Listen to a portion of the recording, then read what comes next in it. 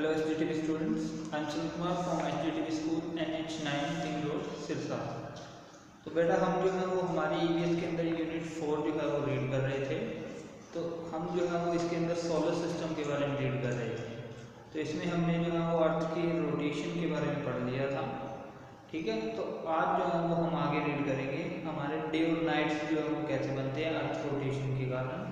और इसके बाद हम पढ़ेंगे आगे अर्थ रेवोल्यूशन, जिसमें हम अर्थ रेवोल्यूशन में सिर्फ इंट्रो करेंगे आज, उसके बाद का जो है वो हम नेक्स्ट लेक्चर में करेंगे।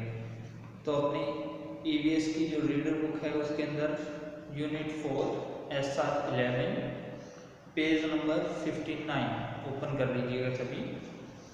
तो इसमें है देखिए SR 11 डे एंड नाइट कि जो हमारे डे और नाइट्स हैं वो क्यों बनते हैं, किस तरीके से बनते हैं। तो इससे पहले हमने पढ़ा था कि अर्थ जो है वो क्या करती है, रोटेट करती है। रोटेट कैसे, यानी अपने एक्सिस के ऊपर ही, यानी कि वो जहाँ है वहीं पे घूमती है। तो देखिए every morning you see the sun rising in the sky. आप जो है वो हर मॉर्निंग में देखते हो कि आसमान के अंदर क्या है, सूरज उग रहा है। Which direction does it rise from?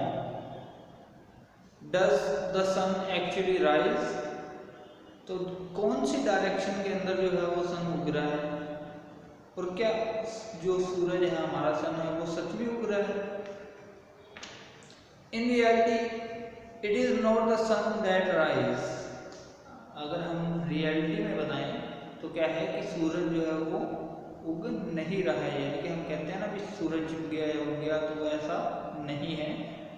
We learn that earth rotates around its axis from west to east. पीछे हम पढ़ के आए हैं कि जो हमारी अर्थ है क्या है, वो एक्सिस के चारों ओर जो है वो घूमती है। इसी के कारण जो है वो क्या है, वेस्ट टू ईस्ट घूमती है। As its rotates it is the earth that turns toward the sun. और इसके अलावा जो है वो क्या है, जो हमारी अर्थ है वो क्या है, सन के टुवर्ड्स, यानी कि या सामने होती है या पीछे की तरफ होती है। ठीक है, यानी कि यूं घूमती है, ईस्ट टू वेस्ट घूमती है। हमने राइट हैंड रूल में पढ़ा था।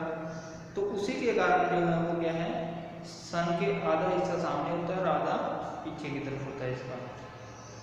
The part of earth that turns toward that the sun gets day and the part that away from the sun gets night.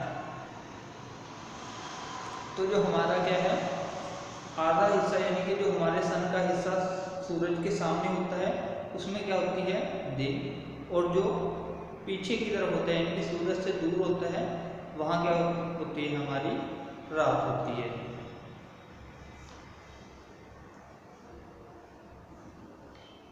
As the earth continues to rotate, the part getting day slowly moves away leading to night। तो इसी प्रकार से क्या है कि अर्थ जो है वो धीरे धीरे 24 आवर्स तक रोटेट करती है, हमारा वन जो है वो सर्कल कंप्लीट करती है। तो इसलिए क्या है कि धीरे धीरे जो है वो दिन किस में बदल जाता है, रात में, और जो रात होती है वो किस में बदल जाती है, हमारी दिन में। This is how the cycle of day night repeats itself. तो इसी से जो है वो हमारे दिन और रात का जो साइकिल है वो रोटेट होता रहता है। Because one rotation of Earth takes 24 hours, one cycle of day and night is 24 hours long। तो हमें पता है कि अर्थ रोटेट करने में पूरे 24 आवर्स लेती है। तो इसीलिए जो है वो हमारे डे और नाइट भी क्या हैं, 24 आवर्स के होते हैं।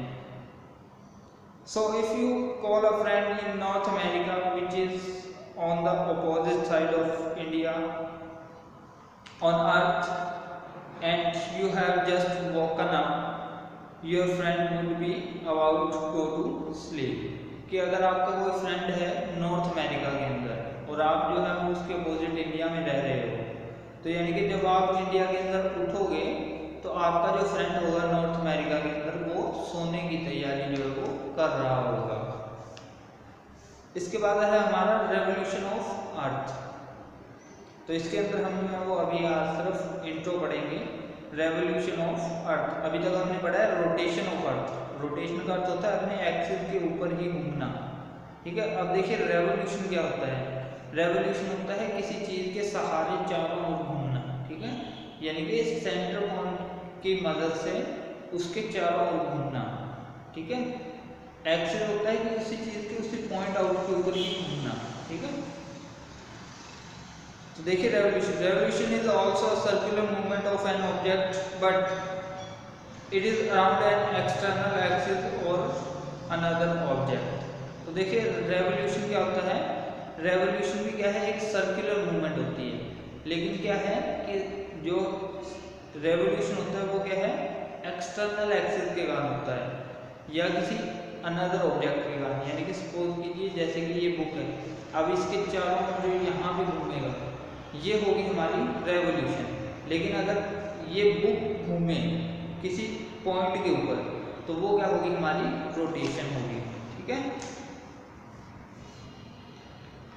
The revolving objects change its position।